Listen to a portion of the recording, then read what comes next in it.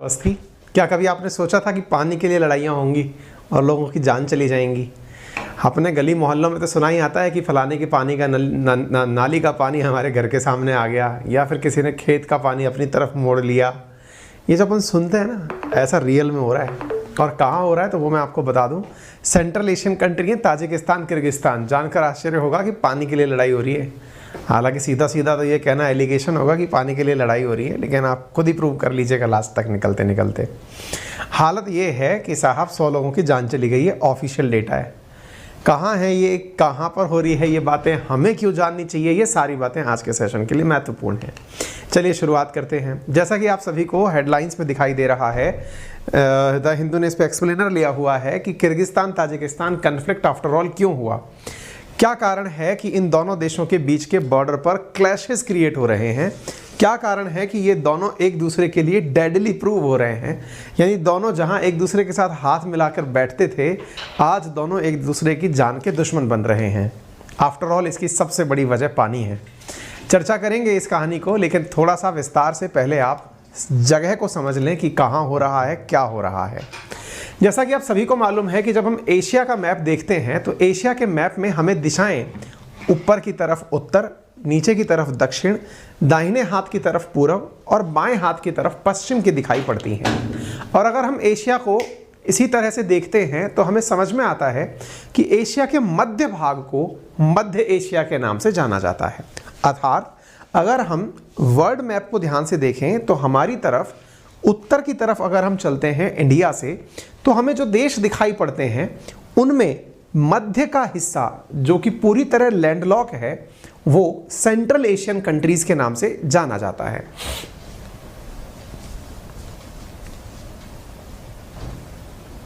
Central Asian countries में अगर मैं आपके सामने इन कंट्रीज को सामने रखता हूं तो आप यहां देखिए, ये दो देश आपको दिखाई पड़ रहे हैं। एक है किर्गिस्तान, एक तरफ दिखाई दे रहा है ताजिकिस्तान, इधर है उज्बेकिस्तान, इधर है तुर्कमेनिस्तान, इधर है कजाकिस्तान।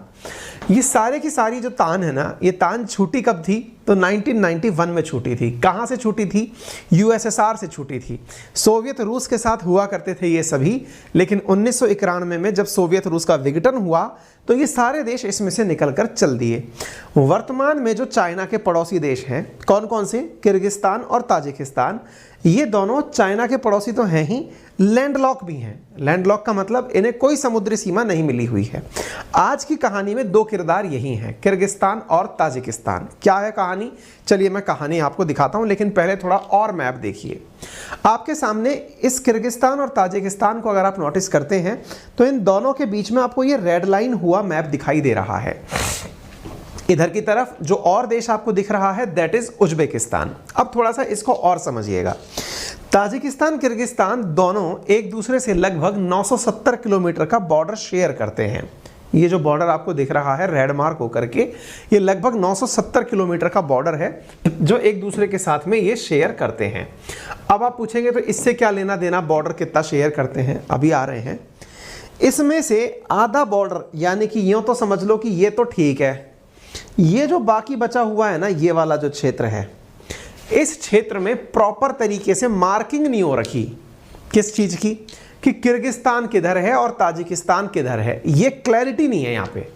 अच्छा, अब एक बार के लिए थोड़ा सा यूं देखो, आपको ये वाला क्षेत्र दिखाई दे रहा है, यहां पर देखिए आप, ये इतना सा क्षेत्र निकला हुआ, ये कौन सा क्षेत्र है? तो आप देख करके इसको पहचानेंगे तो आपको दिखाई देगा ये उज्बेकिस्तान है। तो देखो, इस क्षेत्र की विशिष्टता थोड़ा समझने की कोशिश करना। इधर हो गया उज्बेकिस्तान, इधर की तरफ ये वाला जो हिस्सा हो गया ये हो गया ताजिकिस्तान, और नीचे वाला हिस्सा हो गया किर्गिस्तान। ठीक है, और इस तरफ से फिर देखो तो किर्गिस्तान, इधर की तरफ उज्बेकिस्तान, किर्गिस्तान, ताजिकिस्तान। यानी कि बड़ा ही अटपटा सा मैप है इन लोगों का, यानी कि कोई किसी के अंदर घुसा हुआ है, इस तरह का मैप है। आप देखो ना, इस मैप को अगर देखते हो तो ऐसा लगता है कि पहले ताजिकिस्तान था, लेकिन नीचे की तरफ ताजिकिस्तान है, ये बीच में यूं घुसा हुआ है, ये बीच में यूं घुसा हुआ है। आप बोले क्यों बता रहे हो ये सारी बातें? थोड़ा माहौल बनने दो। इन तीनों को एक साथ अगर मिला देते हैं ना, इस क्षेत्र को, ये जो मैंने आपके सामने रख दिया, ये क्षेत्र ज्योग्राफिकली फरगना वैली के नाम से जाना जाता है। किस नाम से? फरगना वैली के नाम से। मैं आपको लेके चलता हूं इधर की तरफ, देखिए ये रहा फरगना वैली। जब कोई शब्द जुड़ गया वैली, तो वैली का मतलब होगा भाई घाटी है, घाटी के अंदर थोड़ा बहुत कहीं पहाड़ियां हैं तो घाटी के अंदर थोड़ी पानी वानी की व्यवस्था भी होगी, जैसे अपनी तरफ देहरादून वैली हो गई, हरिद्वार वैली हो गई, है ना। अच्छा, तो यहाँ की जो ये फरगना वैली है ना, ये तुलनात्मक रूप से थोड़ी ग्रीन है। ग्रीन से मतलब ये है यहाँ नदियाँ हैं, उन नदियों में पानी है, तो आसपास का क्षेत्र ग्रीन है। आपका दिमाग फिर एकदम दौड़ेगा और क्या कहेंगे, सर एक बात बताओ, अगर यहाँ पर ग्रीनरी है तो ऐसी स्थिति में ये जो पीला पीलापन दिख रहा है तो क्या इसे हम सूखा मान लें? बहुत सही जा रहे हो, मान लो, क्योंकि ये पूरा सेंट्रल एशिया जो है ना, ये ड्राई डेजर्ट है लेकिन कोल्ड है। मतलब ये हुआ कि डेजर्ट रेतीला हो, राजस्थान जैसा जरूरी नहीं है, यहाँ पर पानी भी नहीं है, यहाँ पर वेजिटेशन का तो सवाल ही नहीं है, और टेम्परेचर के नाम पर यहाँ पर बहुत ज़्यादा ठंड है। क्यों ठंड है? क्योंकि टेम्परेट रीजन से ऊपर की जगह, टेम्परेट रीजन में पड़ रही है जगह, ठीक है। तो ऐसी स्थिति में क्या है कि ये छोटा सा जो क्षेत्र आपको यहाँ दिख रहा है, ये पूरा की पूरा ग्रीनरी वाला क्षेत्र है, और ग्रीनरी वाला जो ये क्षेत्र है, इसे लेकर के इधर ताजिकिस्तान, इधर की तरफ उज्बेकिस्तान। अब आपको लग रहा होगा ना, पता नहीं ये कौन सी जगह दिखा रहे हो इतनी बड़ी सी, ये ज़्यादा बड़ी जगह नहीं है, ये वाली क्षेत्र है जो मैंने आपको अभी हाल दिखाई थी। ये जो दिख रहा है आपको, ये काला सा जो जगह है, यही फरगना का सबसे बड़ा हिस्सा है। ये देखो, फरगना का सबसे बड़ा हिस्सा। फिर फरगना का जो हिस्सा है, ये ताजिकिस्तान और उज्बेकिस्तान के साथ में मैच कर रहा है। तो अब है क्या ना सीन कि ये पूरा की पूरा क्षेत्र इस समय जल के संकट से जूझ रहा है। अब मैं वापस लौट के लेके आता हूं आपको, तो इधर की तरफ देखो, उज्बेकिस्तान, ताजिकिस्तान, किर्गिस्तान, ये वो क्षेत्र है जो कि फरगना वैली के नाम से जाना जाता है। यहाँ पर पानी तुलनात्मक रूप से ज़्यादा है, और यहाँ की पॉपुलेशन डेंसिटी, आप इस बात से अंदाज़ा लगा लो कि ये जो किर्गिस्तान का इतना सा क्षेत्र है ना, ये जो छोटू सा जो क्षेत्र बना हुआ है, इसमें 5 लाख लोग रहते हैं। आप पूछेंगे 5 लाख तो ऐसे बता रहे हो, आपके अलवर शहर में रहते होंगे इतने। यहाँ की पॉपुलेशन डेंसिटी तुलनात्मक रूप से कम है पूरे देश की, लेकिन इस जगह तुलनात्मक रूप से पॉपुलेशन डेंसिटी ज़्यादा है। बोले क्यों ज़्यादा है? हमने कहा ना अभी, यहाँ पर रेगिस्तानी सिचुएशन थोड़ी कंट्रोल में है। तो बोले अच्छा, तो फिर आज की लड़ाई का कारण भी बता दो, फौज लड़ रही है कि आदमी लड़ रहे हैं? मैंने कहा अब वो भी जान लो। मैंने शुरुआत में कहा था कि यहाँ का बॉर्डर क्लियर नहीं है, ठीक है साहब, बॉर्डर क्लियर नहीं है, तो ये जो ताजिकिस्तान वाले लोग हैं ना, ये पानी की चक्कर में इस किर्गिस्तान वाले बॉर्डर के अंदर घुस जाते हैं। पानी के चक्कर में घुस जाते हैं मतलब, असल में यहाँ पर जो लड़ाइयाँ हैं ना, वो हैं पानी के तालाब की, कुओं की, नदियों की, इनकी लड़ाइयाँ हैं। आपको किसी समय किसी बुद्धिजीवी ने पहले भी कहा होगा, आने वाले ज़माने में लड़ाई पानी की होगी, और आपको दिख रही हैं लड़ाइयाँ होती हुई। तो यहाँ के लोग क्या है कि यहाँ से लेके पानी के लिए निकल पड़ते हैं। अब आप पूछेंगे, ये तो समझ में थोड़ी कमी आ रही है, पानी के लिए कोई लड़ेगा और अचानक क्यों लड़ लेगा और मौत क्यों हो जाएंगी? चलो ये भी बता देते हैं। किर्गिस्तान वालों ने क्या है, अपने यहाँ पर पेड़ लगाए थे। अभी काहे के पेड़ लगाए थे?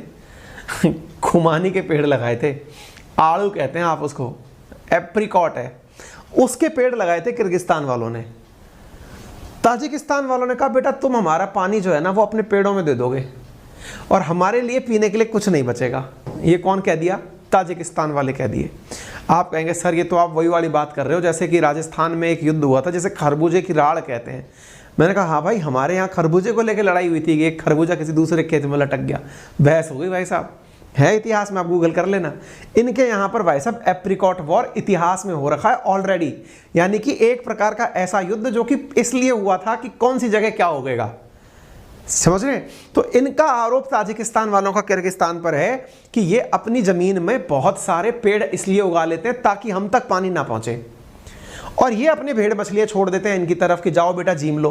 तो ऐसी स्थिति में क्या है कि यहां पर बॉर्डर क्लैशेस शुरू हुए आम जनता के बीच में। सेना को तो पता ही नहीं चला चल क्या रहा है मामले के अंदर, तो लोग एक दूसरे के साथ झगड़ लिए, और झगड़े में ना वही होता है ना, बाल खींच खींच कर झगड़ा वाला जो झगड़ा हुआ, उसमें 100 लोगों की जान जा चुकी है, ये रिपोर्ट में है।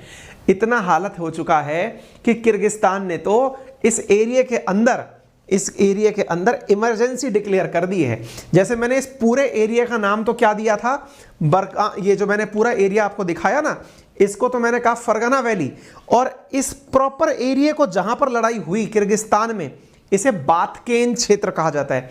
ये शब्द थोड़े से दिमाग में बिठा लेना आप, है ना, पता चले फरगना वैली कहाँ है तो आप ढूंढ रहे हैं लद्दाख में है, ऐसा नहीं होता है, ठीक है, थोड़ा दिमाग में रखिएगा। इधर की तरफ ये जो क्षेत्र है जहां विवाद हो रहा है, that is known as Balkan region, ठीक है। तो यहां पर ये बातकेन रीजन है, और यहां पर आप न्यूज देख सकते हैं 17 सितंबर की, किर्गिस्तान ने यहां पर स्टेट ऑफ इमरजेंसी डिक्लेयर कर दी ताजिकिस्तान के चक्कर में कि यहां पर भाई लड़ाई छिड़ गई है। जो भी साथी मुझसे पूछ रहे हैं कि आरएनए कब आएगा, मैं बता दूं कि मंडे के दिन पूरी कोशिश है कि मैं आपके सामने आरएनए लेकर हाजिर हो जाऊंगा, ठीक है। तो साहब यहां पर बातकेन रीजन समझ में आ गया, तो फिर तो सारी की सारी बात ही समझ में आ गई होगी कि पेड़ पौधों को लेकर लड़ाई हो रही है। तो दुनिया में पेड़ों को लेकर लड़ाई होगी, ये कभी किसी ने कहा था, आज हम होती हुई देख रहे हैं। मैंने आपसे कहा फरगना वैली क्या है, तो मैंने आपको फिर से क्लियर कर देना है। 3 देशों के साथ मिलकर के ये बनी हुई जगह है, उज्बेकिस्तान, किर्गिस्तान और तजाकिस्तान। आप यहां पर इन्हें देख सकते हैं, ये ताजिकिस्तान, उज्बेकिस्तान, किर्गिस्तान, ठीक है ना। चलिए, इस क्षेत्र के अंदर जो नदियां बहती हैं उन्हें भी आप थोड़ा सा याद कर लीजिएगा। नारायण करके नदी है और एक कारा नदी है। कारा नदी जाकर के भविष्य में सिर दरिया से मिलती है। इस तरह से आप इस क्षेत्र को दिमाग में बिठा लीजिएगा। उसी क्षेत्र की ये सारी की सारी लड़ाइयाँ हो रही हैं। थोड़ा सा मैं यहाँ का आपको लोकल डायनेमिक्स और समझा देता हूँ इकोनॉमिक्स के लिहाज से। आपको अब इनका पानी का संकट सुन करके तयासी आ रही होगी, सर बहुत ज़्यादा गरीबी लग रही है इनके यहाँ, तो एक आध बोतल हम ही पहुँचा दें बिस्लरी की, गजब हालत हो रहा है।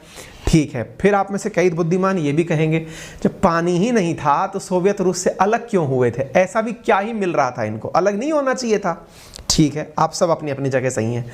ऐसा बात है साहब, इन सभी क्षेत्रों के अंदर जितनी भी जगह है ना, they are rich in mines. इनके यहाँ पर इतना माइंस है, इतना उद्योग धंधा, मतलब जो मिनरल्स है ना, माइंस एंड मिनरल खनिज, वो इतना ज़बरदस्त है कि ये उसको बेच बेच करके, जैसे सऊदी वाले बिना पानी के तेल बेच बेच करके दुनिया को अपने यहाँ आकर नौकरी करवा लिए, ये वही वाले लोग हैं। यानी इनके यहाँ माइंस एंड मिनरल्स भर भर के हैं। अगर आप कभी सोचते हैं कि दुनिया में सबसे ज़्यादा यूरेनियम कहाँ है, तो इन सारे सेंट्रल एशियन कंट्रीज़ को मिला दो, पांचों को, दुनिया का सबसे ज़्यादा शायद यूरेनियम यहाँ हो जाएगा। वर्ल्ड का सेकंड लार्जेस्ट, अगर मैं सही हूँ तो कजाकिस्तान के अंदर यूरेनियम का भंडार है। ऐसा नहीं है कि इनके पास नहीं है, इनके पास गोल्ड का भंडार है। जो ये किर्गिस्तान वाले हैं, इनके पास गोल्ड जो है सबसे प्रचुर मात्रा में, जितना मिनरल है उसका सबसे ज़्यादा इनके पास खुद के पास गोल्ड है, जो इनके पास खान खनिज में है ना। तो कोयला, ये जितने भी मिनरल्स हैं, मतलब ये माना जाता है इंटरनेशनली, बहुत सारे विधिवेत्ता या फिर ये कहिए कि जो दुनिया को पहचानने वाले लोग हैं अंतर्राष्ट्रीय रूप से, वो तो ये कहते पाए जाते हैं कि इस दुनिया में वही राज करेगा जिसका सेंट्रल एशिया पर कंट्रोल है। ऐसे ही ना थोड़ी चाइना पागल है जो कि बना दिया शंघाई 5, जिसको आज आप SCO कहते हैं। कॉमन सेंस लगाने की बात है, जिनके पास पानी नहीं है उनका ध्यान रखते हुए चाइना बना दिया शंघाई 5 है। आज SCO के अंदर 4 सेंट्रल एशियन कंट्री हैं। अगर इनकी थोड़ी सी भी वैल्यू ना होती तो भाई चाइना इतना पागल नहीं है। और चाइना की थोड़ी दिमागधारी और दिखाऊं मैं आपको, चाइना को इन लोगों का पानी ना होना दिखाई दे रहा है, लेकिन इनकी जमीन खोद रहा है। आपको जान के आश्चर्य होगा, किर्गिस्तान के पास जितना कर्जा है ना, उसका 40% से ऊपर कर्जा तो केवल चाइना का है इसके ऊपर।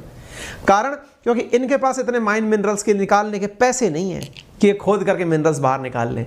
ये जनजातियां हैं ताजिकिस्तान के अंदर, ताजिक जनजाति, किर्गी के अंदर किर्गी जनजाति, इन्होंने अपने अपने देश बना लिए।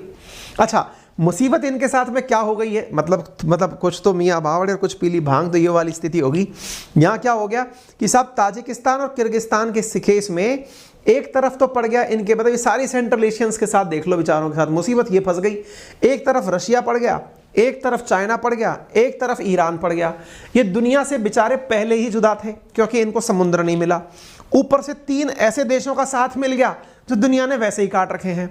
आप देखो, मतलब कहते हैं ना चींटी को पैसेरी से मारने वाली हालत होगी कि यहाँ पर ये सारे के सारे बीच में फंसे हुए थे। इनके पास में कोई संबंध नहीं था जल का किसी के साथ। ऐसी स्थिति में एक तरफ रशिया से बंधे हुए हैं ये, क्योंकि इनके यहाँ पर लोग, अब ये थोड़ी है कि साहब मेरे को पैसा चाहिए तो बोले क्या कर, बोले चल 2 किलोमीटर का अंदर गड्ढा खोद ले, गोल्ड निकलेगा। इतना तो टैलेंट है नहीं, तो ये क्या करते हैं, नौकरी करने जाते हैं। और कहाँ जाते हैं नौकरी करने, इनके पास ऑप्शंस क्या है। चाइना का तो यहाँ जिनजियांग रीजन है, वो तो यहाँ बिठा देगा इनको पकड़ करके, उइगर मुस्लिम डिक्लेयर कर देगा। ले दे करके इनके पास जगह बचती है कि रशिया जाएं या ईरान जाएं। आपको दोनों की हालत मालूम है, ईरान पर अमेरिकी सैंक्शन और रशिया पर अमेरिकी सैंक्शन।